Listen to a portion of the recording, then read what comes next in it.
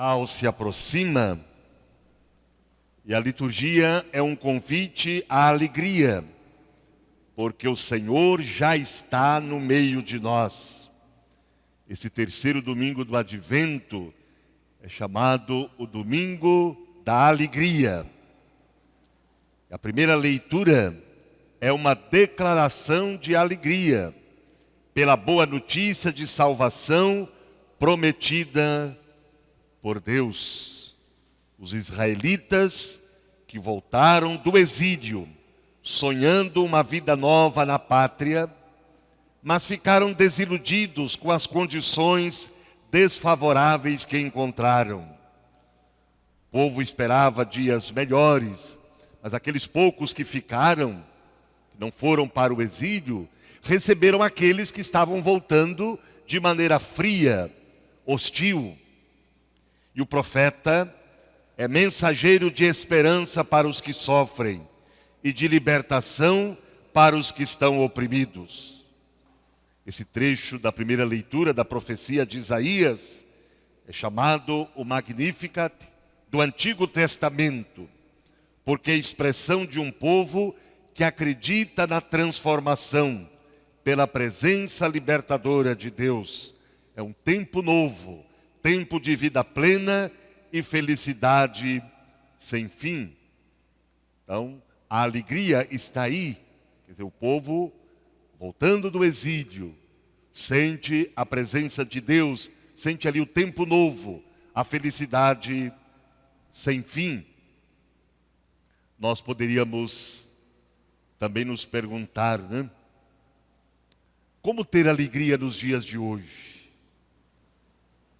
Como ter alegria em plena pandemia? Sentir essa alegria, quer dizer, com tudo isso que nós estamos vivendo, parece que estamos numa prisão domiciliar, né? Com todas as consequências dessa pandemia na vida de tantas pessoas, morte, doença, perda de emprego, enfim, pessoas com depressão, com síndrome de pânico, com outros problemas emocionais e vai por aí afora, né? Então, como sentir alegria no meio de toda esta realidade? Né? Porque a nossa alegria, ela vem de Deus.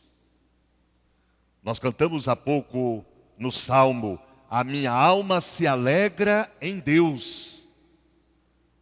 Nós nos alegramos em Deus. A alegria de Deus, a nossa força, né, vem daí. A alegria do Senhor é a nossa força, é a nossa esperança. Nós podemos estarmos aí à deriva, num barco à deriva, pelo poder público, pelos políticos e nossos governantes, enfim, mas por Deus não. Deus não nos abandona, Deus está no nosso lado. Como diz o Salmo 23, ainda que caminhamos por um vale tenebroso, por situações difíceis, nós não temeremos, porque o Senhor está conosco. E é isso que nós vamos celebrar no Natal, é isso que nós estamos nos preparando para celebrar no Natal. É Deus que vem para ficar perto de nós, para que fiquemos perto dele. É Deus que se faz um de nós, é Deus conosco, é o Emanuel. Então aí está a nossa alegria. Por isso que São Paulo, na segunda leitura, exorta a alegria. Sede sempre alegres. O texto ensina onde nasce a verdadeira alegria.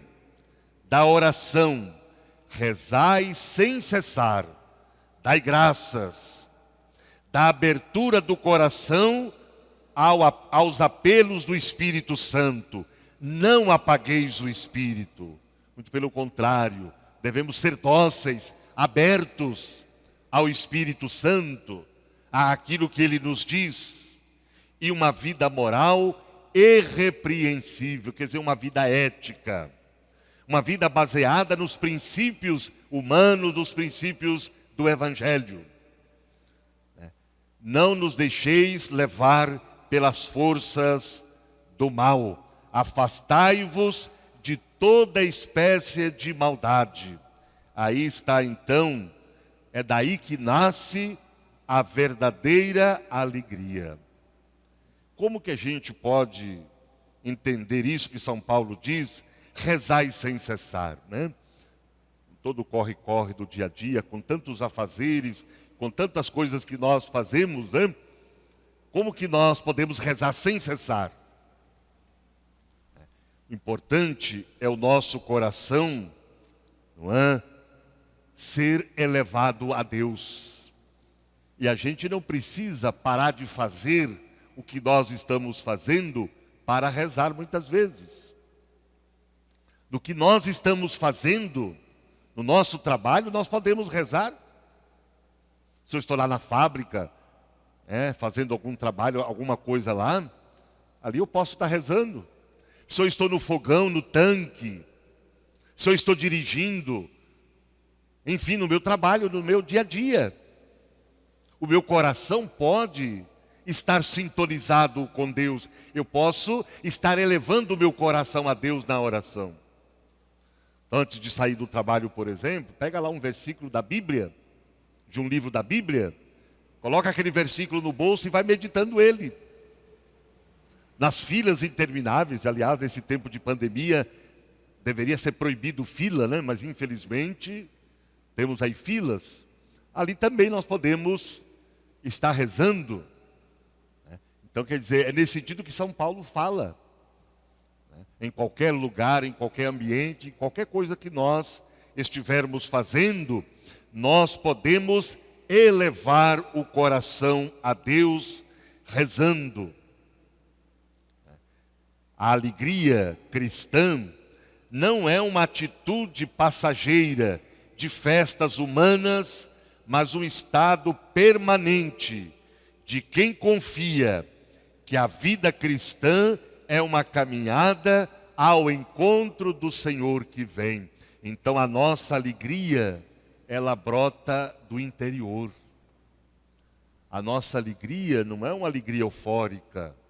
Porque às vezes pessoa que ri demais não significa que ela seja alegre. A alegria ela brota de dentro. Então se eu não tenho a alegria da minha fé, não poderei dar testemunho. E os outros dirão, mas se a fé é assim triste, melhor não tê-la. Então nós demonstramos a nossa alegria no nosso interior. É o estado de ânimo.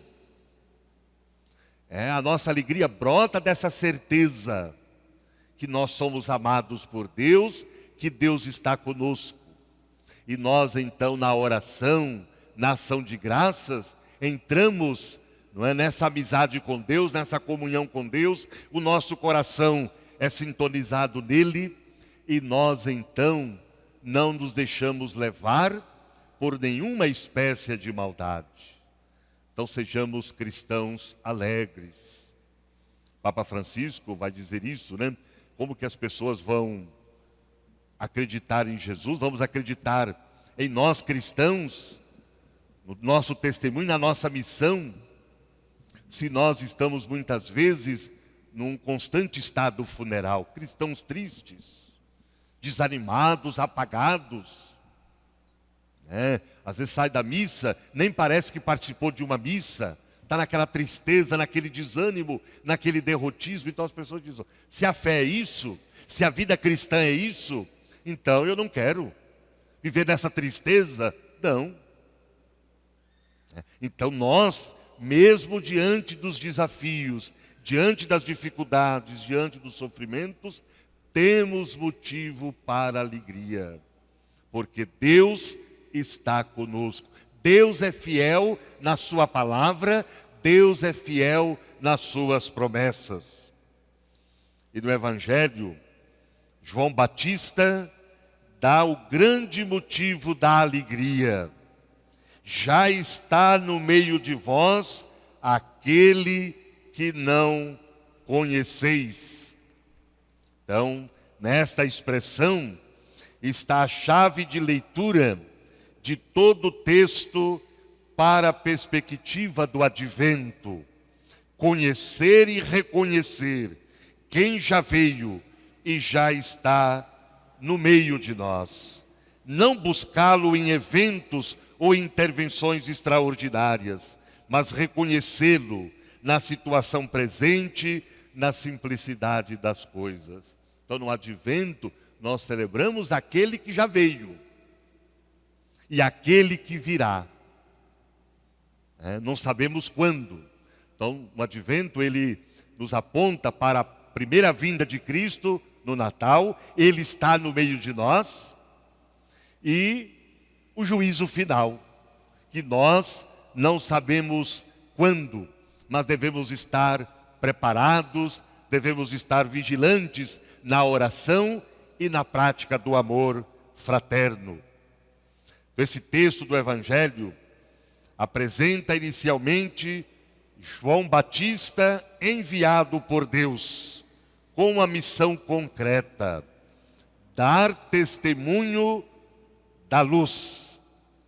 O objetivo de João não é centrar sobre si próprio o foco da atenção pública. Ele está apenas interessado em levar as pessoas a acolher e a reconhecer Jesus como aquele que o Pai enviou com uma proposta de vida definitiva e de liberdade plena para todas as pessoas. Então veja a atitude de João. Não cedeu nem mesmo por um instante à tentação de atrair a atenção sobre si. Ele diz: eu não sou a luz, eu não sou o Cristo, eu não sou o Messias. Eu apenas preparo, ajudo, aponto as pessoas para acolhê-lo. Então isso é muito importante, porque o centro da nossa pregação não somos nós. Nós não pregamos a nós mesmos. Nós pregamos a palavra de Jesus, nós pregamos o Evangelho de Jesus. Infelizmente, muitas vezes, tem certos pregadores que se colocam numa atitude de que a palavra dele é mais importante do que o objeto da sua pregação. E isso não pode acontecer. Então, João Batista, de uma maneira muito simples, muito humilde, ele assume muito bem o seu papel.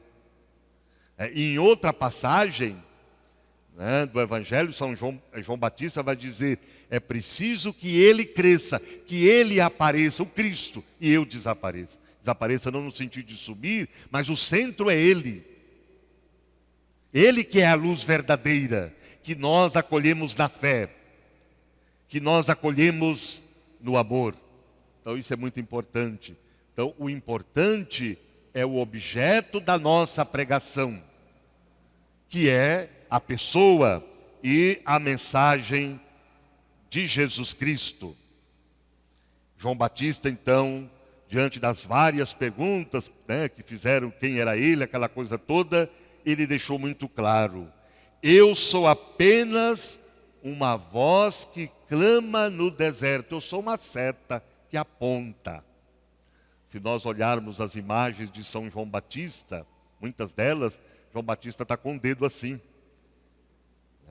simbolizando a sua missão, que é apontar Jesus. Levar as pessoas a acolher Jesus como enviado de Deus, como realizador das promessas divinas.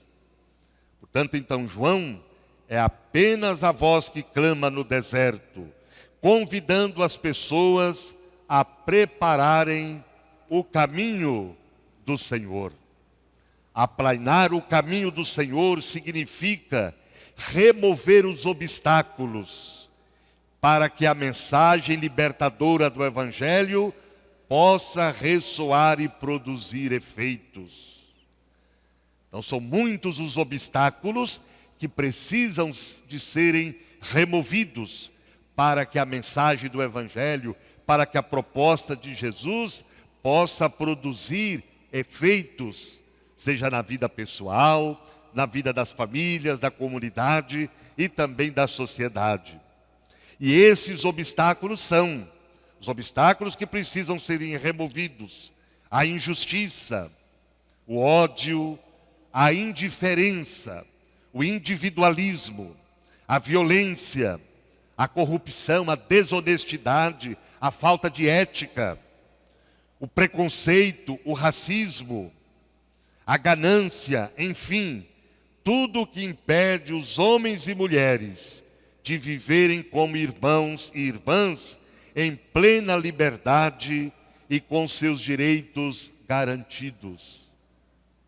Então João Batista deixa claro que esse é o seu papel, aplanar os caminhos do Senhor, e é também a nossa missão. Portanto, o testemunho de João não deixa dúvidas de quem é Jesus, a luz verdadeira que vem iluminar todo ser humano, a luz que dissipa as trevas. E no Evangelho, segundo São João, trevas, escuridão, significa negação da vida, escravidão, ausência de amor e de justiça. Então Jesus é a luz que dissipa essas trevas. E nós devemos brilhar por meio do nosso jeito de ser e de agir, para que realmente a luz que é Cristo possa brilhar. A luz que é Cristo possa dissipar todas as trevas e sombras da morte. Portanto, é Jesus que deve brilhar por meio do nosso jeito de ser e de agir. Jesus é o Cristo, o ungido de Deus, enviado ao mundo para trazer a boa nova aos pobres, para curar os corações feridos, para proclamar a liberdade aos oprimidos e libertar os prisioneiros e anunciar o ano da graça do Senhor. Essa profecia de Isaías realmente se realiza em Jesus. Tanto que lá na sinagoga de Nazaré, lugar de oração do povo judeu, quando Jesus recebe o livro para fazer a leitura, como era de costume, ele abriu justamente nesta passagem de Isaías. Então Jesus é aquele que foi ungido pelo Espírito de Deus para realizar um projeto de vida, um projeto de amor, para ajudar, para promover a libertação dos pobres, dos marginalizados, dos feridos e dos injustiçados. Jesus é a boa nova do Pai, que traz esperança, alegria, vida nova para os empobrecidos, para os marginalizados, para os feridos. Nós estamos bem próximos do Natal do Senhor. Este ano, o nosso Natal vai ser diferente, né? Não vai poder ser com muitas confraternizações, muitos encontros, muitas famílias talvez nem vai poder se encontrar. E eu acredito que Deus está dando para nós a oportunidade, se não for o melhor, mas um dos melhores natais da nossa vida. Para a gente poder entender realmente o verdadeiro sentido do Natal. Porque, infelizmente, para muitos o Natal se resume em acessórios, em coisas secundárias, festas, comes e bebes, presentes, essa coisa toda. Simplesmente reuniões, confraternizações, o Natal se resume nisso. E Jesus então está nos dando a oportunidade, Deus está nos dando a oportunidade de entender o Natal além disso, de compreender o Natal além dessas coisas. Isso pode ter o seu valor, mas não tem um valor absoluto. Claro que é importante as famílias se encontrarem, sem dúvida, numa perspectiva cristã, de confraternização, de fortalecer os laços familiares. Claro que isso tem o seu valor, isso tudo é importante. Mas muitas vezes acontece que as pessoas se encontram, se reúnem, nem uma oração é feita, nem um agradecimento a Deus é feito pelo motivo daquele encontro, daquela confraternização. O aniversariante nem sequer é lembrado. Claro que Jesus é muito mais do que um aniversariante, né? Por isso que seria bom, nosso presépio já está pronto, seria bom que durante esse tempo, né, a gente parasse lá de frente o presépio, não simplesmente por curiosidade, para achar bonito as imagens, aquela coisa toda, muito pelo contrário, é mais do que isso. Para a gente entender a grande linguagem do presépio. O que Deus está querendo nos dizer diante daquela realidade, daquelas figuras. Toda a simplicidade, a maneira como o nosso Deus se encarnou, a maneira como o nosso Deus veio morar entre nós. Então, contemplar o presépio nessa perspectiva. E se nós olharmos bem observado, talvez a gente não observa isso. Tanto na imagem do presépio, o menino Jesus, quanto na cruz, Jesus está com os braços estendidos. Para dizer que Ele está sempre pronto para nos acolher. Nos acolher no seu amor, nos acolher na sua misericórdia, nos acolher na sua bondade. Então vamos pensar nisso, porque o advento que nós estamos vivendo se constitui no tempo da alegre espera vigilante do Senhor, para que possamos preparar não mais um santo Natal, mas o Natal do Senhor de 2020.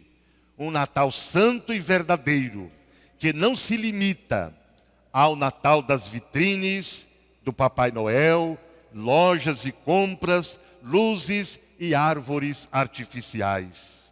É tempo de nos enxertarmos mais decididamente na árvore da vida, para que os frutos apareçam abundantemente e a luz divina possa iluminar a todos com quem convivemos no dia a dia da nossa vida.